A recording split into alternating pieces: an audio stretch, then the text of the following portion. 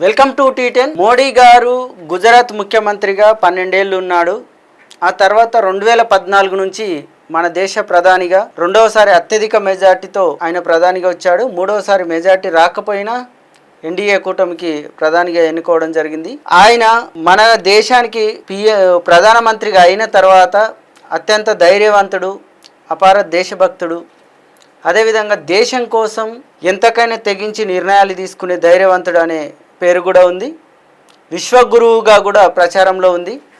అట్లాంటి మోడీ అమెరికా అధ్యక్షుడు, NATO, European unions కొన్ని ఆంక్షలు పెడతా ఉన్నాయి. నిత్యం గడియకో సంచలన ప్రకటనతోన అమెరికా అధ్యక్షుడు దేశం మీద సుంకాల పేరుతో కానీ, అదేవిధంగా మన భారతీయులను అమెరికా నుంచి ఇక్కడ తరలించినప్పుడు బేడీలు వేసి తీసుకొచ్చినప్పుడు కానీ, ఇంకా అనేక విషయాల్లో కూడా జోక్యం చేసుకుంటూ నిర్ణయాలు ప్రకటిస్తూ ఉన్నాడు. అసలు ఏం జరుగుతూ ఉంది? ఇట్లాంటి విషయాల్లో మోడీ గారు ప్రధానిగా మన దేశం నుంచి ఎలాంటి ప్రకటన చేయడం లేదు. మీ మధ్యలో ఏం జరిగిందని స్వయంగా ప్రతిపక్షాలు పార్లమెంటులోనే అడిగినా కానీ నోరు విప్పని పరిస్థితి ఉంది. అసలు ఇట్లాంటి పరిస్థితుల్లో మోడీ లొంగిపోతున్నాడని కొన్ని విమర్శలు, అదేవిధంగా పిరికివాడని కొన్ని విమర్శలు, ధైర్యవంతుడని కొన్ని విమర్శలు జరుగుతూ ఉన్నాయి. అసలు వాళ్ళ మధ్యలో ఇంకా చెప్పలేని రహస్యం ఏమైనా ఉందా? మోడీ ఎందుకు నోరు విప్పడం లేదు? దాని వెనుక ఉన్న రహస్యాలు ఏంటి అని తెలుసుకునే ప్రయత్నం చేద్దాం. ఈ విషయాల మీద మన స్టూడియోలో మాట్లాడడానికి ప్రముఖ విశ్లేషకులు కేవీఎస్ఎన్ రాజు గారు ఉన్నారు. వారితో మాట్లాడి తెలుసుకుందాం. నమస్తే రాజు గారు. అండి నమస్కారం. మోడీ గారు దేశం కోసమే పుట్టిన వ్యక్తిగా, విశ్వగురువుగా, అపార దేశభక్తుడిగా, ధైర్యంగా నిర్ణయాలు తీసుకునే వ్యక్తిగా ఉన్నాడు. అసలు మోడీ గారు నిజంగా ధైర్యవంతుడా ఏంటి? మీ అభిప్రాయం ఏంటి? నా అభిప్రాయం కన్నా ప్రజలు ఆయన్ని ఇప్పుడు 3 సార్లు ప్రధానమంత్రిగా ఎన్నుకున్నారు. ఒక 3 సార్లు ముఖ్యమంత్రిగా, గుజరాత్ ముఖ్యమంత్రిగా ఎన్నిక అయ్యారు.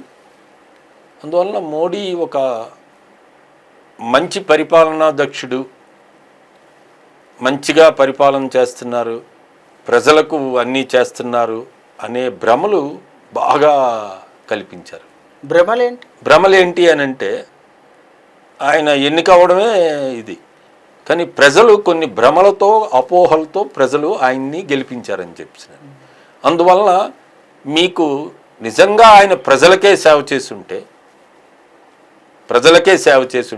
దేశానికే సేవ చేసుంటే, దేశ ప్రజల బాగోగులే చూసుకొని ఉండుంటే, మీకు ఇప్పుడు ప్రపంచవ్యాప్తంగా జరుగుతున్న పరిణామాలు చూస్తే, ముఖ్యంగా భారతదేశం మీద ట్రంప్ వ్యాఖ్యలు తీసుకుంటే ఈయన అత్యంత అసమర్థ ప్రధాని అని చెప్పొచ్చు. ఎట్లా? అదే ఇప్పుడు ట్రంప్ 28 సార్లు 29 సార్లు చెప్పారని చెప్పినాను, నా వలనే భారత్ పాకిస్తాన్ల మధ్య యుద్ధం ఆగింది. ఆయన ఇంకా ఏ స్థాయికి వెళ్ళారని అంటే, అణుయుద్ధం తప్పించాను ప్రపంచానికే, లేదు నేను టారిఫ్లు వేస్తానని, వ్యాపార ఆంక్షలు పెడతానని చెప్పి నేను చెప్పబట్టే భారత్ పాకిస్తాన్లు యుద్ధం విరమణ చేసుకున్నాయి. ఇవన్నీ ఎవరు చెప్పారు? ప్రపంచానికే అత్యంత ముఖ్యమైన, అత్యంత గట్టైన దేశానికి అధ్యక్షుడు ఆయన ట్రంప్. చిన్న విషయం కాదు అది. అదేదో ఒక సోషల్ మీడియాలో వచ్చిన వార్త, ఒక ఛానల్లో వచ్చిన వార్త, ఒక పేపర్లో వచ్చిన వార్త కాదు. ఆయన దేశ అధ్యక్షుడు. ఆయన అన్నమాటలు ఇవి. మరి ఇన్ని మాటలు అంటున్నా మరి మన మోడీ గారు ఎందుకు ఒక్కసారి కూడా మాట్లాడలేదు? సెక్రటరీతో మాట్లాడిస్తారు, ఒక మంత్రితో మాట్లాడిస్తారు. ఆయన పార్లమెంట్లో మాట్లాడినప్పుడు కూడా ప్రపంచ నేతలు ఎవరు మాకేమీ చెప్పలేదంటారు. పేరు చెప్పడానికే భయపడుతున్నారు అని అంటే ఆయన మరి ధైర్యవంతుడని ఎలాగంటాం, మంచి ప్రధాని అని ఎలాగంటాం, మంచి దేశభక్తుడని ఎట్లా అంటాం? ఇప్పుడు మీరు అసమర్థుడు అని అన్నారు, అదేవిధంగా మంచి ప్రధాని అని ఎట్లా అంటామని క్వశ్చన్ చేస్తాను. భారతదేశంలో అత్యంత ధనిక రాష్ట్రం గుజరాత్ను ముఖ్యమంత్రిగా ఉన్నాడు, ఎన్నికల్లో గెలిపించారు జనం నమ్మి. ఆ తర్వాత 2014 నుంచి మన దేశానికి ప్రధానిగా ఉన్నాడు. ఇంకా చరిత్ర తీసుకుంటే నెహ్రూ తర్వాత 3వసారి ప్రధాని అయ్యి రికార్డులకెక్కి అత్యంత ధైర్యమైన నిర్ణయాలు కూడా చేస్తూ ఉన్నప్పుడు ఈ ప్రజలే నమ్మి అనేక సార్లు అత్యధిక మెజార్టీతో గెలిపిస్తున్నప్పుడు కూడా మీరు ఆ అధైర్యవంతుడు, పిరికోడు, అసమర్థుడు అని ఎట్లా కామెంట్ చేస్తారు అంత వేగ్గా ప్రధాని మీద? ఇప్పుడు నేను ఉదాహరణలు చెప్పాను కదా, ఉదాహరణ ఆయన ధైర్యవంతుడు కాకుంటే జనం ఎట్లా నమ్మి గెలిపించారు? జనాలు ఎన్నికల్లో గెలవడానికి అనేక అబద్ధాలు చెప్పారు ఆయన, అవి ఇప్పుడు చెప్పక్కర్లేదు. ఆయన 2 కోట్లు ఉద్యోగాలు ఇస్తానన్నారు, ఇచ్చారా? అసలు ఆయన రెండోసారి అత్యంత ఆధిక్యతతో గెలిచిన తర్వాత 2022 కల్లా దేశంలో ఉన్న వాళ్ళందరికీ ఇల్లు ఇస్తానన్నారు. దేశంలో మొత్తం అంతా స్వచ్ఛ భారత్ చేస్తామన్నారు. అందువలన ఆయన మాటలు ప్రజలు ఇప్పటికీ నమ్ముతున్నారు. అందుకే 3వసారి గెలిచారు. కానీ 3వసారి మెజారిటీ తగ్గించారు. అంటే మొదటిసారి కన్నా 2వసారి మెజారిటీ ఎక్కువ వచ్చింది. కానీ 3వసారి డ్రాస్టిక్ ఎందుకు తగ్గింది? ఆయన ప్రధాని ఆయన అయ్యాడుగా. ప్రధాని అవ్వచ్చు, ప్రధాని దేవగౌడ్ గారు కూడా అయ్యారు, ఐక్య గుజరాల్ గారు కూడా అయ్యారు, ఈవెన్ జ్యోతిబాస్ గారు లాంటి వారికి కూడా ప్రధాని అవకాశం వస్తే ఆ పార్టీ తీసుకోలేదు. అందువల్ల ప్రధాని అయితే ధైర్యవంతుడని కాదు, ఆయన చేతల్లో ధైర్యవంతుడా కాదా అన్నది తీసుకుంటే చేతల్లో ఆయన అత్యంత పిరికివాడు. ఎందుకు అని అంటే ఒక దేశ ప్రధాని 140 కోట్ల ప్రజలకి ప్రాతినిధ్యం వహిస్తున్నారు. 4వ ఆర్థిక శక్తిగా వచ్చామని చెప్తున్నారు. అసలు ప్రపంచమే భారతదేశం మీద ఆధారపడుతుందని చెప్తున్నారు కదా బీజేపీ శ్రేణులు కానీ, మోడీ భక్తులు కానీ, వీళ్ళందరూ. మరి అటువంటి ప్రజాదరణ కలిగిన ప్రధానమంత్రి మోడీ గారు అయితే, ధైర్యవంతుడు అయితే, మరి ఎందుకు ఒక్కసారి మాట్లాడరు? ట్రంప్ పేరే చెప్పడం లేదు కదా. మరి వాళ్ళిద్దరి మధ్య ఏమైంది? ట్రంప్ ఆయన ప్రమాణ స్వీకారానికి కూడా ఆహ్వానించలే. మన భారతదేశం నుంచి అంబానీ గారిని ఆహ్వానించారు, ఆయన ప్రైవేట్ విందు కూడా ఇచ్చారు ట్రంప్. మరి అంబానీ దంపతులు హాజరయ్యారు. మరి మోడీ గారు ఏమయ్యారు? మీరే అన్నారు కదా విశ్వగురువు. మరి విశ్వగురువుకి మరి ట్రంప్ గారు ఆహ్వానం ఎందుకు ఇవ్వలేదు? ఇదేంటిది? రెండోది, ఈయన నేను వెళ్తానని వెళ్ళారు. ఈయన కెనడాకి, కెనడా నుండి రమ్మని చెప్పారు తప్ప అప్పుడు ఎవరితో మాట్లాడుతున్నారు ట్రంప్? పాకిస్తాను సైనికాధిపతితో ఆయన వాళ్ళ ఇంట్లో లంచ్ ఇచ్చారు ట్రంప్. మోడీ గారిని ఏమన్నారు? నువ్వు నా దగ్గరికి రా. ఏంటిది? ఇప్పుడు సుంకాలు అంటున్నారు. అమెరికాతో రష్యాతో భారతదేశం ఒక్కటే వ్యాపారం చేస్తుందా? లేదే, చైనా అంతకన్నా చేస్తుంది, యూరోపియన్ యూనియన్ చేస్తుంది. ఇంకా మాట్లాడితే అమెరికాయే రష్యాతో వ్యాపారం చేస్తుంది. రష్యాతో వ్యాపార సంబంధాలు ఇప్పటికీ ఉన్నాయి. కానీ భారతదేశానికి ఏమంటున్నారు ఆయన? మీ వల్లే ఉక్రెయిన్లో ప్రజలు చనిపోతున్నారు, మీరు రష్యా ఆయిల్ కొనడం వల్ల మీరు ఉక్రెయిన్ ప్రజల్ని చంపుతున్నారు, మీరు ఇచ్చిన డబ్బులతో రష్యా చంపుతుంది అని ఆరోపణ చేశారు. అది చిన్న ఆరోపణ? ఆయన ఒక దేశం మీద చేశారు, ఒక దేశ మీద చేయడం. మరి మన సార్వభౌమాధికారం ఏంటి? మన ఆత్మాభిమానం ఏంటి? మన గౌరవం ఏంటి? ఇది దేశ ప్రతిష్టకు సంబంధించింది. అది కదా మనం చూడాలి. మరి ఇంత దేశ ప్రతిష్టకు సంబంధించింది ఒక దేశ అధ్యక్షుడు మాట్లాడుతుంటే ఆయన వ్యాపార లావాదేవీలు కొనసాగిస్తూ మరి మన మీద మాట్లాడడం ఏంటి? దానికి మరి మోడీ గారు అటు పార్లమెంట్లో మాట్లాడరు, ఇటు బయట మాట్లాడరు, అసలు ట్రంప్ పేరే చెప్పరు. అంటే అర్థం ఏంటి? భయమా? లాలూచి వ్యవహారమా? ఇవన్నీ ధైర్యవంతుడు అని చెప్పాలా? మీరు ఏ రూపంలో ధైర్యవంతుడు అని చెప్పాలి? నా పాయింట్ అది. ఇప్పుడు ఏ రూపంలో అంటే మన దేశానికి సంబంధించి ఒక రాష్ట్రం, జమ్మూ కాశ్మీర్ రాష్ట్రం గతంలో రాష్ట్ర హోదాని రద్దు చేసి ధైర్యంగా నిర్ణయం తీసుకున్నాడు. అదేవిధంగా దానికి స్వయం ప్రతిపత్తి కల్పించే 370 ఆర్టికల్ గతంలో ఏ ప్రభుత్వం కూడా దాన్ని ముట్టుకోవడానికి కూడా ధైర్యం చేయలే, తీసేశాడు. ఉగ్రవాదులకు కానీ మిగతా వాళ్ళకు కానీ నల్ల డబ్బు వాళ్ళ దగ్గర ఉందని చెప్పి నోట్ల రద్దు చేసి వాళ్ళ వెన్ను విరిచాడు. ఆ విధంగా చూస్తే ఇంకా చైనాతో కూడా ఎట్లాంటి చర్చలు లేవు, సంబంధాలు లేవు అని అది కవ్వించిన ప్రతిసారి దాని యాప్స్ బ్యాన్ చేస్తూ ఇప్పటి వరకు చర్చలకు పోలే. మొన్న 5 సంవత్సరాల వరకు కూడా పోలే. ఇవన్నీ ధైర్యవంతమైన నిర్ణయాలు కాదని మీరు అంటారా? ధైర్యవంతుడు కాదని ఎట్లా అంటారు? మన దేశం విషయంలో అన్ని ధైర్యవంతమైన విషయాలు గతంలో చేయలేనివని చేశాడు కదా. చెడ్డ పనులు చేస్తే ధైర్యవంతుడు అంటారా? ఇవి చెడ్డ పనులు ఎట్లయితే? నా దృష్టిలో మంచి పనులు చేస్తే ధైర్యవంతుడు అవుతారు. ఒక రాష్ట్రానికి ఇస్తే ధైర్యవంతుడు అవుతాడు. ఒక రాష్ట్రాన్ని రద్దు చేస్తే అది కూడా అక్రమ పద్ధతుల్లో, పార్లమెంటరీ పద్ధతులకు భిన్నంగా ఒక రాష్ట్రాన్ని రద్దు చేస్తే ధైర్యవంతుడు అనాలా? ఎట్లా అక్రమ పద్ధతి? అది చల్లదు. ప్రజల అభిప్రాయం తీసుకొని రాష్ట్రాన్ని రద్దు చేయాలి. అక్కడ ఉన్న రాష్ట్ర ప్రభుత్వాన్ని రద్దు చేసి ప్రజలు ఎన్నుకున్న ప్రభుత్వాన్ని గవర్నర్ పాలన పెట్టి దానికి పార్లమెంట్లో మార్చి రద్దు చేశారు. అది ధైర్యవంతుడు చేసే పని. ప్రజల అభిప్రాయం పెట్టమనండి. మరి ఎన్నికల్లో ఎందుకు ఓడిపోయారు? 5 ఏళ్ల తర్వాత ఎన్నికలు పెడితే, రద్దు చేసిన 5 ఏళ్ల తర్వాత ఎన్నికలు పెడితే భారతీయ జనతా పార్టీ ఎందుకు గెలవలేదు? ప్రజలు ఎందుకు తిరస్కరించారు? ఎందుకంటే వాళ్ళకి అది నచ్చలేదు, వాళ్ళకి అన్యాయం జరిగింది. మీరు ఉగ్రవాదులు లంచామన్నారు, ఎక్కడంచారు? ఉగ్రవాదులు అటాక్ చేయడం మానేశారా? మన సైనికులు చనిపోవడం జరగటం లేదా? జరుగుతున్నాయి. మరి మొన్న 26 మంది ప్రాణాలు పోయాయి కదా. మరి ఇదేంటిది? ఉగ్రవాదం పోవాలి అని అంటే అది వేరు. నేను అణిచేశానని అంటే మరి పార్లమెంట్లో ఏం చెప్పారు ఈయన? మరి పాకిస్తాన్తో ఎందుకు యుద్ధ విరమణ చేశారు? ఇప్పుడు మీరు చైనాతో అంటున్నారు. చైనాతో అత్యంతంగా ఇప్పటికీ వ్యాపారం నడుస్తుంది. వ్యాపార లావాదేవీలు ఏం మార్చలే. కొన్ని యాప్లు ఏవో రద్దు చేసాం, అవి ఇవి. అందువల్ల చైనాతో ఈయనేమి నేను వ్యాపార సంబంధాలు మానేశారా? చైనాతో ఏమైనా కొట్లాట పెట్టుకున్నారా? అసలు దేశాలతో కొట్లాట పెట్టుకోవడం దేశానికి మంచిదా? అంటే దేశానికి చెడు చేసే పని చేస్తే ధైర్యవంతుడని చెప్పాలా?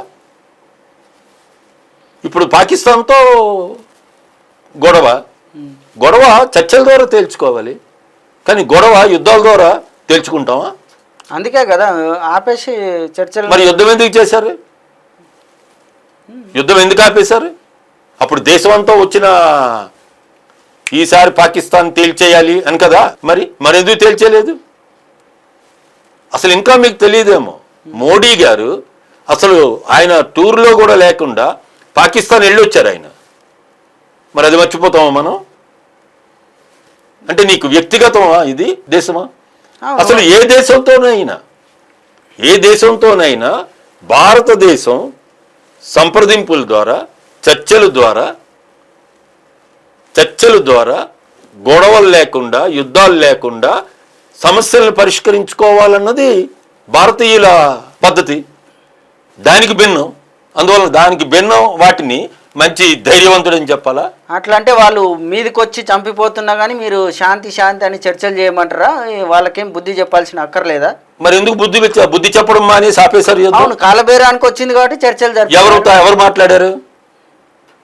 పాకిస్తాన్ ప్రభుత్వం వచ్చి భారతదేశ ప్రధాని మోడీ గారితో మాట్లాడారా? భారతదేశ ప్రభుత్వంతో మాట్లాడారా? అది చెప్పారా పార్లమెంట్లో? సైన్యాధ్యక్షులు మాట్లాడుకున్నారా? డీజీఎంఓ లెవెల్ చర్చలు జరిగాయని చెప్పినని. అసలు అదేమైనా అర్థం ఉందా? అది 2 దేశాల మధ్య యుద్ధం అయితే 2 దేశాల ప్రభుత్వాలు కదా మాట్లాడాలి, 2 దేశాల ప్రధానులు, అధ్యక్షులు కదా మాట్లాడాలి. మరేంటి అంటే ప్రజలంతా అమాయకులా? అంటే ప్రజల్ని భ్రమంలో పెడుతున్నారు. మేమేదేదో చేసేస్తాం అని చెప్పేసిన. అందువల్ల గుజరాత్ ఇంకోట ఇవన్నీ కాదు. ఆయన చెప్పినవి ఏవి చేశారు చెప్పండి? నేను ఇందాక అనేక హామీలు చెప్పాను. అనేక హామీలు మన తెలుగు రాష్ట్రాలు తీసుకోండి. మరి ఏమిచ్చారు? విడిపోయినప్పుడు ఇచ్చినవి అమలు చేశారా? చేయలేదు కదా. 11 ఏళ్ళు అయిపోయింది ముఖ్యమంత్రి. ఇప్పుడు ఆయనకి ఆంధ్రాలో వాళ్ళ పార్టీయే భాగస్వామిగా ఉన్న పార్టీ అధికారంలో ఉంది. అందువల్ల ధైర్యవంతుడు ఏంటి? చెడ్డ పనులు చేసేవాడిని నా దృష్టిలో ధైర్యవంతుడు అనరు, దేశద్రోహి అనాలి ఇంకా మాట్లాడితే. కానీ ఆ పదం మనం ప్రధాని గారు కాబట్టి మనం అది వాడకూడదు. నేనంటుంది ఆయన ధైర్యవంతుడు కాదు, అధైర్యవంతుడే. ఆయనకి ఏది కావాలో అది చేస్తారు తప్ప దేశానికి ఏది కావాలి అది చెయ్యరు. ఇవన్నీ ఉదాహరణలు. మీరు చెడ్డ పనులు చేస్తారు, చెడ్డ పనులు చేసే వాళ్ళని ధైర్యవంతుడు అని ఎట్లా అంటారు? మీరు చెప్పిన దాంట్లోనే ఉంది. మానిటైజేషన్ లెక్కలు తీయమనండి. రద్దు వలన ఎంతమంది బ్యాంకు ఉద్యోగులు చనిపోయారు, ఎంతమంది ప్రజలు చనిపోయారు, ఎన్ని కోట్ల పేద ప్రజలు, రోజువారీ కూరగాయలు అమ్ముకున్న వాళ్ళ నుంచి చిన్న వ్యాపారస్తులందరూ కుదేలైపోయారు. ఇవన్నీ అనుభవంలో తేలలేదా? అది చెడ్డ నిర్ణయం అని బయటకు ఇప్పుడు చెప్పలేకపోతున్నారు. అసలు క్యాబినెట్టే దానికి అప్రూవల్ లేదని, క్యాబినెట్ మంత్రులకే తెలియదని. అది ధైర్యవంతుడు చేసే పని, అది అధైర్యవంతుడు చేసే పని, అది పక్కన పెడితే ఒక దేశ ప్రధాని. కొన్ని పద్ధతులు ఉన్నాయి, ఆ పద్ధతుల ప్రకారం చెయ్యాలి. కాదు, ఆయన మనసులో తోచింది, ఆయన ఏదో అనుకున్నారు, చేశామన్నారు. మరి అది ఎంత చెడు చేసింది దేశానికి, దేశ ప్రజలకి, దేశ ఎకానమీ మీద పడ్డది కదా. పోనీ ఇప్పుడు మీరేమైనా అన్నట్టు మీరు దేశ ఎకానమీ మీద పడ్డదని అంటారు. దేశ ఎకానమీని పెంచి 3వ స్థానానికి తీసుకుపోయింది మోడీ గారే కదా. 3వ స్థానానికి కాదు, ఇంకా 4వ స్థానానికే రాలేదు. అదే పోబోతుంది కదా. కానీ భారతదేశ పరిస్థితి బట్టి అక్కడ ప్రధాని లేకపోయినా అది అవుద్ది, ప్రభుత్వం లేకపోయినా అవుద్ది. అంతకుముందు ఏం కాలేగా. ఎందుకు అవ్వలేదు అంటే 47లో దేశం ఎంత ఉంది, 47 నుంచి 2014 వరకు దేశం వెనక్కి వెళ్ళిందా, ముందుకే వెళ్ళింది. ఆర్థిక పరిస్థితి వెనక్కి వెళ్ళిందా, ముందుకే వెళ్ళింది. మరి 10వ ఆర్థిక శక్తిగా ఎదగలేదా? మరి మనం ప్రపంచంలోనే మనల్ని గుర్తించలేదా? అనేక ఆవిష్కరణలతో మనం అంతరిక్షంలోకి పంపించలేదా? మన భారతదేశ ఆర్థిక ప్రగతికి పునాది చక్రాలైన ప్రాజెక్టులు కట్టడం, పబ్లిక్ సెక్టర్, బ్యాంకుల నేషనలైజేషను, బీమా నేషనలైజేషను, లేదు భారీ పరిశ్రమలు పెట్టడం, ఇవన్నీ ఏంటి ఆర్థిక ఎకానమీకి తోడ్పడేవి కదా. అవన్నీ వేస్తే కదా ఇప్పుడు ఈయన ప్రధాని అయింది. ఈయన 2014లో ప్రధాని అయ్యారు, 1947లో కాదు. అందువల్ల మనం అది గమనించాలి. ఈయనేదో వచ్చిన తర్వాత 3 వచ్చింది, 4 వచ్చింది, 5 వచ్చింది కాదు. మీరు ఇప్పుడున్న పరిస్థితుల్లో ఇప్పుడు ఎకానమీ దెబ్బతింటుందని, సుంకాల వల్ల జీడిపి తగ్గుతుందని, మరి దాన్ని ధైర్యంగా ఇప్పుడు మళ్ళీ నిన్న ట్రంప్ ఇంకోటి చెప్పారు, అసలు మీరు రష్యాతో చేస్తే 500% వరకు సుంకం విధిస్తానని. మరి ఇవన్నీ ఏంటి? ఇదెందుకు మాట్లాడటం లేదు? మోడీ గారు ఏంటి మరి ఇప్పుడు ప్రధాని కాదా, మంచి మాటకారి కాదా అంటే మరి ట్రంప్ పేరే చెప్పటం లేదు. దాని మీద ఏమి పార్లమెంటు నడుస్తుంది, మరి పార్లమెంట్లో చర్చ లేదు. మరి ధైర్యంగా చెప్పానండి, పార్లమెంట్లో ధైర్యంగా చెప్పానండి, ఎస్ మేము చేస్తున్నాం, మేము అది చేసాం, ఇది చేసాం అని చెప్పానండి. మీరేమో అసలు చెడ్డ పనులు చేశాడు, ధైర్యవంతుడు అయితే ఇది చేయండి అది చేయండి అంటారు. అసలు చెడ్డ పనులు చేస్తే జనానికి తెలియదా? 3వసారి మళ్ళా మెజార్టీ చేయలేరు, 240కి తగ్గించారు. అదే తగ్గించారు, కానీ 3వసారి కూడా ప్రధాని ఇప్పుడు చంద్రబాబు నాయుడు గారు కానీ, నితీష్ కుమార్ గారు కానీ కొంచెం ఇటు జరిగితే ప్రధాని గారు మోడీ గారు అటు వెళ్ళిపోతారు, మాజీ ప్రధాని అవుతారు. అందువలన 3వసారి అత్యంత అనేం లేదు, అత్యంత అసలు వాళ్ళకి ఉన్న 303 సీట్ల నుంచే 240కి చేశారు. నెహ్రూ తర్వాత 3వసారి ప్రధాని అయింది దేశ చరిత్రలో మోడీ గారు. అబద్ధాలు చెప్పయ్యారని నేను చెప్తాను. అబద్ధాలు అయితే జనం ఎట్లా నమ్ముతారు? జనం వల్ల 3వసారి నమ్మే కదా. మళ్ళీ నేను స్పష్టంగా చెప్పింది, ప్రజల్ని ఇంకా వీళ్ళు భ్రమంలో ఉంచారు. వీళ్ళు నేను వాటి విషయాల్లోకి వెళ్ళటం లేదు. వీళ్ళు అనేక రూపాల్లో భ్రమలు కల్పిస్తున్నారు. అలాగే మతాల మధ్య కొట్లాడు పెట్టే అంశాలు తీసుకొస్తున్నారు. ఇవన్నీ తీసుకొస్తున్నారు. వాళ్ళు ఎన్నికలప్పుడు ఎన్నికల వరకే పరిమితం అవటంలే. ఇంకా మాట్లాడితే మన ఎలక్షన్ కమిషన్ నిబంధనావళి ప్రకారం ఏం మాట్లాడాలి, ఏం మాట్లాడకూడదని ఉంది. వాటికి భిన్నంగా ప్రధాని, మంత్రులు, బీజేపీ నాయకులు అందరూ మాట్లాడుతున్నారు. అనేక ప్రజలని రెచ్చగొట్టేటట్టు ప్రసంగాలు చేస్తున్నారు. అందువల్ల ఎన్నికల్లో గెలవడానికి కారణాలు వేరు. కానీ ఇప్పుడు ఆ భ్రమలు 3వసారి ఎన్నిక అయ్యేటప్పటికి ఆ భ్రమలు కొంత తగ్గాయి, భవిష్యత్తులో తగ్గుతాయి, ఇంకా బయటపడతాయి. ఇప్పుడు ఏమవుతున్నాయి? ఎందుకు మోడీ గారు ఇప్పుడు ధైర్యంగా మాట్లాడలేకపోతున్నారు? బీహార్లో జనగణన ఇప్పుడు ఓటరులో ఉన్న గందరగోళాలు ఏంటి? ఇప్పుడు అనేక చర్చలు వస్తున్నాయి కదా. ఈయన మొత్తం సిబిఐ ఏంటి, ఈడీ ఏంటి, ఇవన్నీ బయటకు వస్తాయి. అసలు మోడీ గారు ఎవరినైనా ఒక ప్రెస్ వాళ్ళని తీసుకెళ్తారా? ఆయన ఎక్కడికి వెళ్తున్నారో, ఏ దేశానికి వెళ్ళినా? అసలు ఇప్పటి వరకు భారతదేశంలో మీరు నెహ్రూతో కంపేర్ చేస్తే నెహ్రూ గారితో కంపేర్ చేయవలసింది కాదు. అసలు ఈయన ఇప్పుడు వరకు ఒక్క ప్రెస్ మీట్ పెట్టారా? ఒక్క ప్రెస్ మీట్ కూడా పెట్టని అత్యంత అధైర్యవంతుడు అని నేను అంటాను కాదా? మరి అందువల్ల మీరు ధైర్యవంతుడు అనడానికి చెడ్డ పనులు చేస్తే ధైర్యవంతుడని మీరు పేరు పెడితే నాకేం అభ్యంతరం లేదు, నేను అంగీకరిస్తాను. ఓకే రాజు గారు, మోడీ గారి విధానాలు, ఆయన చేసిన పనుల మీద అనేకమైన విషయాలు టీ10 ప్రేక్షకుల కోసం అందించినందుకు ధన్యవాదాలు. మళ్ళీ కలుద్దాం. చూస్తూనే ఉండండి T10.